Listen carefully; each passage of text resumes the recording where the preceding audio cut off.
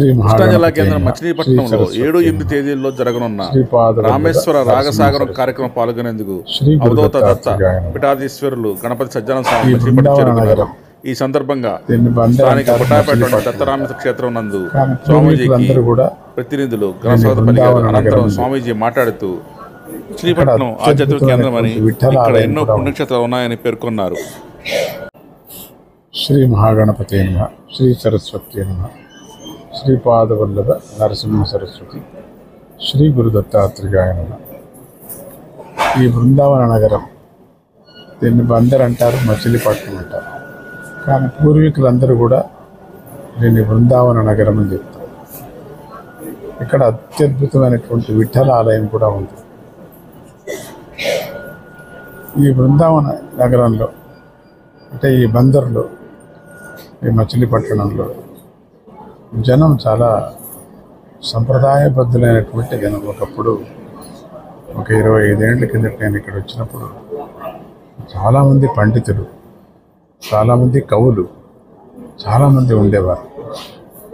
వాళ్ళందరి యొక్క ప్రోద్బలంతోనే ఇక్కడికి నేను రావటం కూడా జరిగింది. అప్పుడు శంకరమఠం కూడా ఉండేది. అక్కడ కూడా పెద్ద పెద్ద పండితులందరూ కూడా చదువుకున్నారు, ఉండేవారు కూడా. అటువంటి అద్భుతమైనటువంటి ఆధ్యాత్మిక నగరం మన ఈ మచిలీపట్నం అని అంటాం.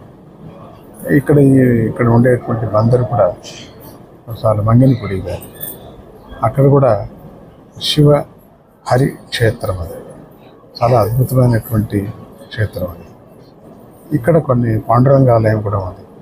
కొన్ని ఆధ్యాత్మిక ఆలయాలు దండిగా ఉన్నాయి. ఇక్కడ ఆధ్యాత్మిక వృత్తి ఇక్కడ చాలా జనానికి ఉన్నది. మంచిగా ఉండని అని చెప్పి, మంచి పంట పొలాలు బాగా ఉండని, మనస్సుకు శాంతిగా ఉండని. కొత్త సంవత్సరం ఇప్పుడు వచ్చింది, ఉగాది మన కొత్త సంవత్సరం, కానీ లెక్కల సంవత్సరం వచ్చింది కాబట్టి అందరికీ కూడా మంచి విద్య అబ్బని. చాలా పెద్ద పెద్ద వాళ్ళు చదువుకొని అన్ని చోట్ల ఉండిపోయారు, వేరే వేరే విదేశాల్లో అంతా ఉండిపోయారు. అటువంటి అద్భుతమైనటువంటి సంప్రదాయ అయినటువంటి ఒక పట్టణం మచిలీపట్నం. దానికి మంచిది కలగని ఈ పట్టణానికి ఇంకా ఆధ్యాత్మిక అభివృద్ధి, ఇంకా కొన్ని సామాజిక అభివృద్ధులు దండిగా ఉన్నాయి. అవి కూడా అవుతాయి అని చెప్పి ఇక్కడ ఏదో ఒక కార్యక్రమం, అందరిది చాలా పెద్ద కార్యక్రమం రాబోతుంది అనే ఒక నమ్మకం కూడా నాకు ఉన్నది.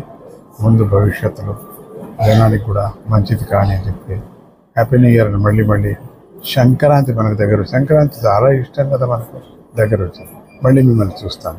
జై గురుదత్త, శ్రీ గురుదత్త. మామూలుగా స్వామీజీ అన్ని చోట్ల ఈ నాద వైభావరి చేసుకొని వెళ్తున్నారు, హీలింగ్ కాన్సెప్ట్ చేసుకొని వెళ్తున్నారు. చాలా అపరూపమైనటువంటి హీలింగ్ కాన్సెప్ట్ ఇది. నాడి శుద్ధీకరణ, అందరి నాడి బట్టి వాళ్ళ ప్రకారంగా శబ్దాలని ఎట్లా వాళ్ళకు క్రియేట్ చేయటం అనేది జరుగుతుంది. చాలా అద్భుతమైనటువంటి రాగసాగరం. రాగసాగరం పేరేంటి? అత్రిదత్త రాగసాగరం. అంటే అక్కడక్కడ ఉండేటువంటి ఆలయాలకే అక్కడ దేవత పేరు పెట్టేటువంటి ఒక పద్ధతి ఉంది. ఎన్నో కొన్ని వందలు వేల కొద్దీ అన్ని ఊర్లలోనూ చేసుకొని, మన అమెరికాలో కూడా చేసుకొని రావటం జరిగింది చాలా చోట్ల. ఇది ఇప్పుడు ఒక్క పర్యం ఇక్కడ ఉండే ఆలయంలో ఉండే పరమాత్ముడికి వినిపించాలని ఈ యాత్ర వేసుకున్నా. 55 రోజులు మొత్తం ఆంధ్రప్రదేశం మాత్రమే వేసుకున్నా.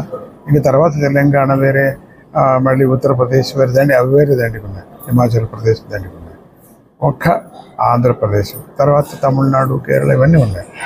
ఈ ఆంధ్రప్రదేశ్లోనే మాకు ఇప్పుడు 55 మొత్తం 50 నుంచి 60 వరకు కేంద్రాలు ఉన్నాయి. ఆ కేంద్రాలు సందర్శన చేసుకుంటూ ఆ భగవంతుడికి ఈ నాదాన్ని వినిపిస్తూ వెళుతున్నారు. ఆ మధ్యలో ఎవరైనా చేరుకోవచ్చు. ఇక్కడ కార్యక్రమాలకి తోడ్పడని అనే ఒక దృష్టితో కొంచెం మౌల్యం కూడా వాళ్ళకి, ఎందుకంటే అది ఔషధిలాగా కానీ అని చెప్పేసి కొంతమందికి అట్లనే కూడా ఉంది. పాపం ఏమీ లేని వాళ్ళకి కూడా అట్లా కూడా వినటానికి కూడా ఏర్పాటు మేము చేశాం. అందరూ రావచ్చు. జై గురుదత్త.